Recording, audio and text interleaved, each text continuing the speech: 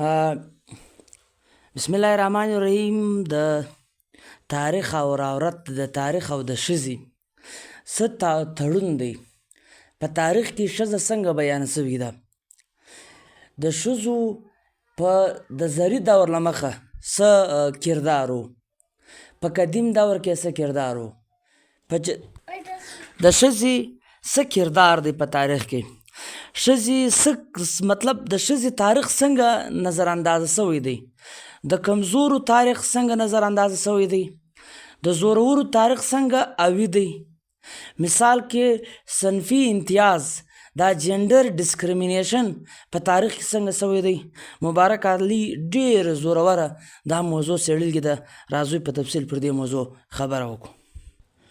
ډاکټر مبارک علي د مضبوط تحقیق سره دا خبره، دا سوال، دا جواب چې له وخته د محکومو د سبالټرن یا د ډور ټو ډور یا د شنه اسمان زامن یا کمزوري خلک د دغو اواز څنګه دباو شوی دی. یعنې ښځه هم په هغو خلکو کې راځي چې له دوی سره صنفي امتیاز جنډر ډسکریمینیشن شوی دی او د دوی کردار پټ شوی دی، د دوی کردار چې دی هغه ورک شوی دی، د دوی کردار چې دی هغه غلط بیان شوی دی. تاریخ ځای په ځای د ځینو روایاتو، مذهبي روایاتو یا د کلتوري روایاتو د ښځو تاریخ نظر اندازه کړی دی. ځای په ځای تاریخدانانو شعوري طور تاریخ نظر اندازه کړی دی، ځکه چې تاریخ دوی هر وخت په د امتیاز د ډسکریمینیشن پر بنیادو دا تاریخ چې دی لیکلی دی. یعنی ښځه هر وخت محکومه پاتې شوې ده. دا سوال دی که داسې هم شته چې ښځه یو وخت کې د نظام پیداوار یو لویه ذریعه وه، په نظام پیداوار په نظام کې د دې ډېره لویه برخه وه. داسې هم نه ده چې ښځه هر وخت محکومه وه. داسې وختونه هم ډاکټر مبارک علي څېړلي دي چې دې یو وخت کې په نظام کې ډېر کردار و چې پر مخ به موږ مطالعه کوو. عورت د ښځې او تاریخ خالی د نرانو دی. دا سوال دی ولې؟ قرون وسطا یا موږ که د ډارک ایج خبره وکړو، په هغه کې داسې مذهبي او روایتي قوانین، لاز، ارټیکلز راوړل شو چې د ښځو کردار چې دی هغه یې محدوده کوي. په درشاهي نظام یعنې چیرې چې سړي پلار یا نر زورور وي، په دا کتاب کې موږ ته راښولی دي چې څنګه معاشي، سماجي، سیاسي طاقت د نرانو په لاس کې لاړی او عورت یې کمزورتره کړله. نو دوی د دې مین وجه دا ده چې دا تاریخ کې چې کوم جبر شوی دی یا مذهبي یا پدرشاهي یا روایتي نظام چې کوم جبر کړی دی هغې د ښځې کردار پټ کړی دی.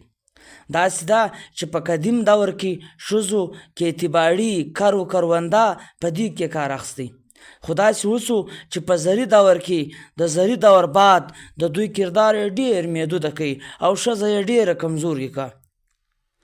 بیا یې صنعتي دور راغلی و ښځو ته یې موقع ورکړه، خو ښځې یې بیا هغه د ډسکریمینیشن، د امتیاز او د فرق ښکار هم وي.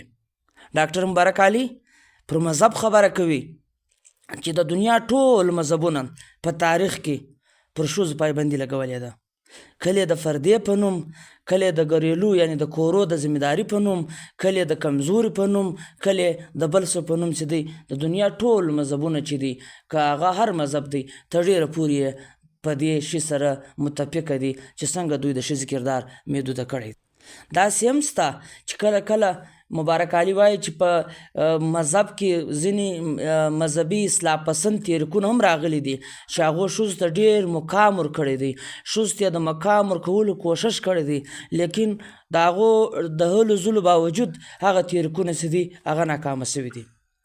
د عورت پر سیاسي، د ښځې پر سیاسي کردار باندې عورت ځکه په دې اتومه چې دا کتاب عورت ور تاریخ چې دی هغه په اردو دی، نو د ښځو او سیاسي کردار چې دی په حکومتونو کې ډېر زیات دی. د مصر ملکه کلپوترا یا د هندوستان رانی جانسی یا د دلی سلطنت یوه د پدرشاهي خلاف ښځه رضیه سلطانه دا یعنی دغو ډېر مین کردار ادا کړی دی په سیاست کې. په عورت دا صلاحیت لري چې مثال کې دا سیاسي او دا معاشي دغه کې حصه واخلي، لیکن د دوی کردار ډېر محدوده سوی دی. بل جبر دا سوی دی چې کله کولونایزډ نوآبادیاتي نظام او دور کې چې و د عورت او د ښځې په برصغیر په ازادۍ کې ډېر زیات له پښتون افغان یې واخلې تر برصغیر پورې ښځو ډېر زیات په دې ازادۍ کې کردار ادا کړی دی، لیکن دا ټول پټ او ورک دی. تعلیم په تعلیم کې په سوسایټي کې په تحریک ازادي کې د ښځو د کردار بیا راښکاره کول، بیا ایکسپوز کول ضروري دی. نوآبادیاتي کم کولونایزډ رولرز چې وو، نوآبادیاتي کم حکمرانان چې وو او دا د مقامي پدرشاهي چې وه، دا دواړه په ګډه باندې عورت کمزوره او د غلام ثابتولو کوشش کړی دی او تر ډېره حده پکې کامیاب هم سو. د عورت یا د ښځې جدوجهد د دور چې دی په تعلیم کې، په روزګار کې، په جدید دور کې و دوی ته دوی ته موقع میلاو سوې، خو دوی بیا اوس هم په ډېر ځای کې د ایجوکیشن کې، په صنعت کې، په صحت کې، په هر ځای کې چې دی ښځه د جنډر ډسکریمینیشن اوس هم ښکار ده. دا دغسې دی واده سې دی، شادي سې ده، دا هم تر ډېره پورې په روایتي بنیاد وکړي او په د خاندانو کم نظام چې دی د اکاګان سره ګډ یا دغه نظام دا روایتي توقعات له ښځې څخه ساتل هم ښځه ډېره زیاته محدوده کړې ده. اور معاشي په سیاسي کم محکمو کې چې دی د عورت نمایندګي اوس هم که څه هم یو څه زیاته سوې ده، خو ډېره زیاته کمه ده. کتاب مبارک علي ډېر ساده خبره کوي چې دا تاریخ چې دی دا نیمګړی دی، دا له سره لیکل ضروري دی. معاشرت رغه ترقي نشي کولی چې د ښځو تاریخي خدمات او قرباني له سره جاج وانخیستل سي. دا کتاب خالي د ښځو د حقوق دپاره نه، بلکې هغه خلک چې د حقوق نسوا طالب علم دي او دا چې دی د ماضي له غلطیزو زده کول، له تاریخه زده کول او تاریخ بیا مرتب کول ډېر زیات مهم. موږ د ښځې او تاریخ دا وایو چې عورت دشمن سماج او پدرشاهي سیستم چې دی دا تاریخ ډېر تور لیکلی دی او دا تاریخ د غندلو وړ دی. روایتي تاریخ زیادتر چې وي هغه د اشرفیه د زورورو حکمرانانو پر جنګونو مرکز وي. څوک چې څومره زورور وي، څوک چې څومره طاقتور وي، د هغو کردار ښکاره وي. دا نور چې څوک غریب وي، څوک کمزوری وي، د ښځو رنګه وي، د هغو کردار اکثر یا محدود سوی دی، یا پټ سوی دی، یا ورک سوی دی. د مثال په توګه نورجهان د مغول بادشاه یو ډېر زورور کرکټر و، لیکن رضیه سلطانه د دلی سلطنت یو مشهور د التمش لور وه چې ډېر زورور کردار یې ادا کړي د نرواک سوسایټي خلاف، د پدر شاهي سیستم خلاف. لیکن د دې دواړو کردارونه په تاریخ کې دواړه له نرانو سره، د مغول بادشاه له نرانو سره یا د دلی سلطنت د التمش د پلار یا له نورو سره تړي. ولې د دوی جلا کردار نه بیانوي چې دوی دومره عظیم کردار عادت کړی دی. عورت هر ځای له نر سره چې چیرې هم نر درېدلی دی، ښځه هلته د نر سره پوره درېدلې ده. که جنګ دی، که د کور مسایل دي، که سیاسي مسایل دي، که معاشي مسایل دي، دا ټول نظر انداز سوي دي. د معاشرې تعصب، دا تعصباتو چې دی دا عورت چې ده دا کمزوره جوړه کړې ده، ښځه کمزوره جوړه کړې ده. د پدرشاهي نظام له ښځو څخه ویره چې ده، یا د دوی د دغه څخه ویره چې ده، دوی ځکه کمزوري دغه کړي دي. که نیم عورتونه هر ځای عورتونو بخښنه غواړو، ښځې هر ځای چې دی هغه بغاوت کړی دی. پدرشاهي کم د نرانو سماج چې دی هغو د خپل حفاظت لپاره د ښځې کردار دغه کړی دی. که نیم قدیم روایتي معاشره په ټولنه کې د عورت ډېر زوري کردار وي، لکه دغه ډاکټر مبارک علي صاحب دا خبره کوي چې مصري تهذیب کې د ښځو دا کردار و چې د جایداد مالک د جایداد د مشره سوه دا ښځه وه. یوناني تهذیب کې بیا د ښځو مقام کم مقام تر نر کم مقام ورکول سو. بیا په هندي تهذیب کې له ښځو سره ډېره غیر مساوي رویه وسوه. دا کتاب موږ ته په اصل کې دا راشوي چې د عورت کردار له وخت سره، له سیاست سره، له معیشت سره، له سماج سره بدل سوی دی، پر مخ تک سوی دی، شاته سوی دی. داسې نه دی چې ښځه له وخته په تاریخ کمزور روانه ده. مذهب د دې کردار، ټول مذهبونه چې دي د ښځې کردار یې محدود کړی دی. بیا هم که څه مذهبي کردارونه راغلي دي یا مذهبي اصلاح پسند تحریکونه راغلي دي، خو هغه په دې کې ناکامه سوي دي. لکه اوس د اسلام ابتدایي دور چې دی، د نبي اکرم صلی الله علیه وسلم دور چې دی، یا تر دې ثبات د مرګ بعد څه دور دی، و ښځو ته بلا کوکور کړي دي. بلا یې ښځه سیاله کړې ده، تر دې اندې سیاله کړې ده چې جنګ جمل کې حضرت عائشہ د حضرت علي رضی الله تعالی عنه خلاف راوځي.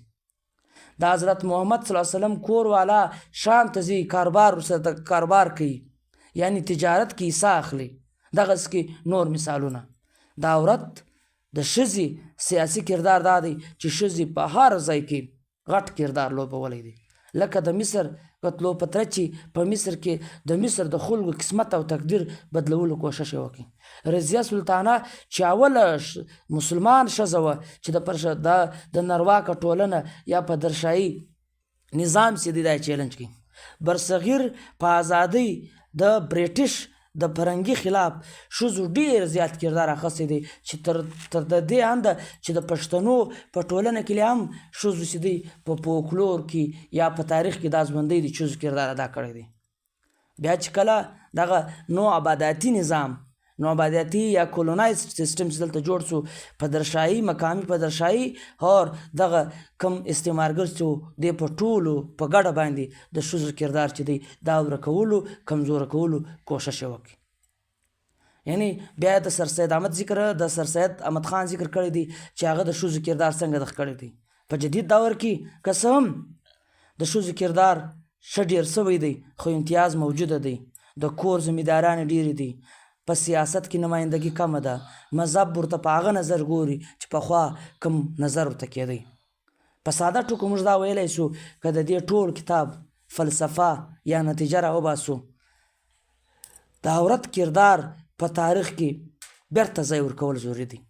بیرته دا تاریخ چې د ښځې خلاف لیکل سوی دی دا سرینو لیکل پکار دی. یعنی ښځه په هېڅ ځای کې کمزورې نه دی پاتې سوی، په هر ځای کې خپل کردار ادا کړی دی. لیکن تاریخ هر وخت د نرانو دی یا تاریخ هر وخت د زورورو دی. که موږ غواړو چې دا ټولنه دا سماج پرمختګ وکړي، نو دا د وخت ډېر ضرورت دی چې موږ به د ښځو تاریخ بیرته لیکو. دا د وخت هم ضرورت دی. تاریخ په صحیح طریقه لیکل او په صحیح طریقه سمجاول، یعنی مرد نه مرد مخته کول، نه د مرد کردار ول، نه د ښځې کردار ول، نه د کمزوري کردار ول، نه د طاقتور کردار ول، بلکې مساوي طور چې څوک څومره مستحق دی هغه کردار پر مخ راوړل. تاریخ مبارک علي وایي دا یوازې سماجي ټولنیز مسله نه ده، دا تاریخي مسله هم ده. د ښځو مسله یوازې زموږ د ټولنې مسله نه ده، بلکې دا تاریخي مسله هم ده چې په تاریخ کې هم د ښځې سره جبر سوی دی. خو ښځه چې څنګه بیان سوې ده داسې بالکل نه ده. د ښځې کردار بیا لټول غواړي، دا بیا راپورته کول غواړي، دا بیا ژوندی کول غواړي. خدای مو خوشحاله ساته، کور مو ودان. ډاکټر مبارک علي د ماضي تاریخ کې دا خبره کړې ده چې د ماضي کم تاریخدانان چې دي د معاشرې 50% خلک چې دي د هغو په هکله لیکل هیر کړل. په تاریخ کې د ښځو کم ریپس دی دا بقایت جنگی ټیکټکس یا جنگی اقتصاد لپاره دا استعمالیدی. ښځه په فلسفه کې ولې مغلوبه ده؟ دا په خپله د پیټریارکي سیستم یا د نرواکې ټولنې ډېر زیات د نرواکې ټولنې بنیادي وجه ده. سپارټا د ایتنز یو ښار دی، له ښځې چال وکړئ چې تاسو پر سړیانو باندې ولې اوي یاستو زورور یاستوئ هغه ښځې ورته ویلې موږ ځکه پر زورور یو چې موږ دوی پیدا کوو ښځه د خوشحالۍ او د مسرت نشان و ښځه د خوشحالۍ او د مسرت څخه میروم هم هغه ټیم سوه کله چې د ښځې کردار ریاستونو جنګونو له منځه یوړی میرومه ځکه سوه سنګسار ځکه سوه زنده یې وسوځله ځکه قتل یې ځکه کله یعنی دا د دې جسمونه یې خرڅول ځکه شروع کړو چې پر دې باندې زمینداریانې او د دې شناخت یې مکمل ورختم کوي او دا یې کمزورې ثابته کړه تاریخ وایسې هم د طاقتورو خلکو یا د ځواکمنې د رولر طبقې خلک چې دي اغستی د دوی تعلیم هم د دې لپاره دی بلکې تر دې هنده پورې چې دوی د شعور څخه لرې ساتلو لپاره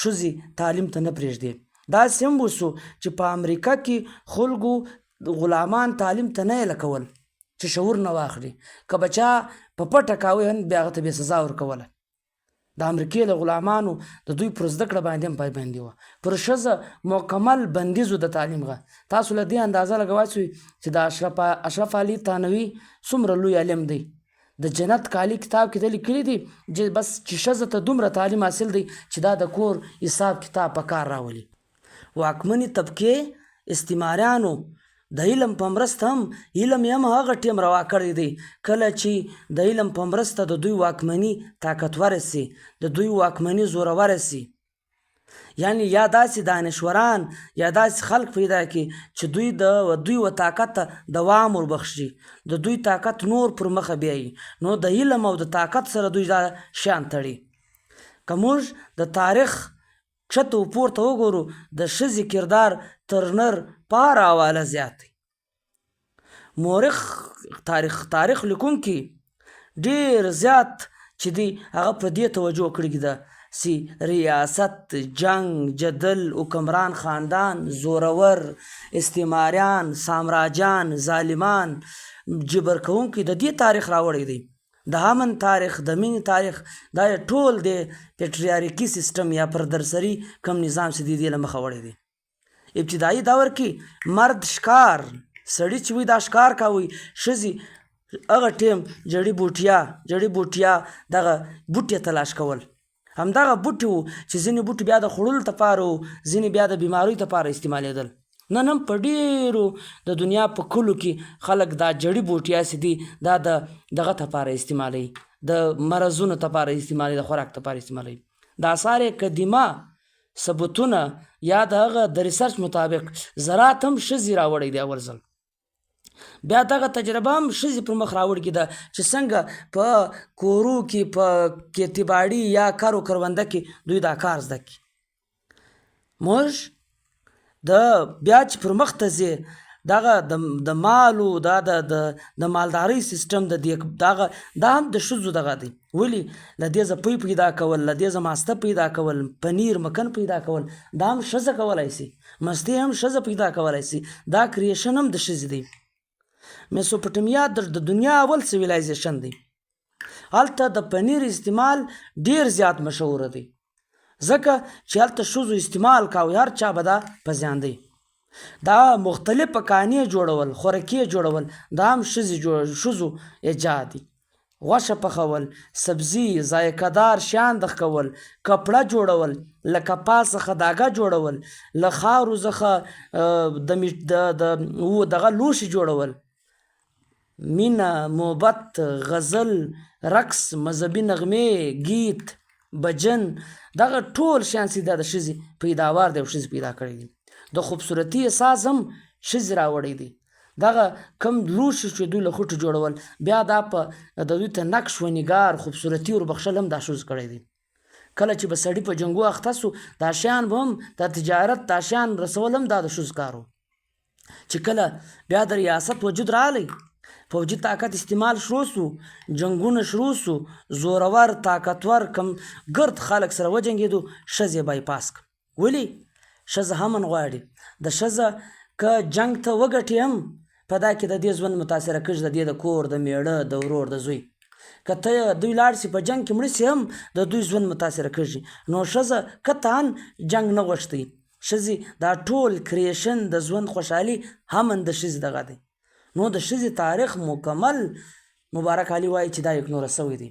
دا تاریخ له سره لیکل پکار دی. د دوی کریشن د دوی د کمزورو خلکو سبالټرن د دې ډور ټو ډور خلکو تاریخ بیا ژوندی کول چې د ډسکریمینیشن پر بنیاد نه وي، د امتیاز پر بنیاد نه وي، بلکې په سچه بنیاد وي.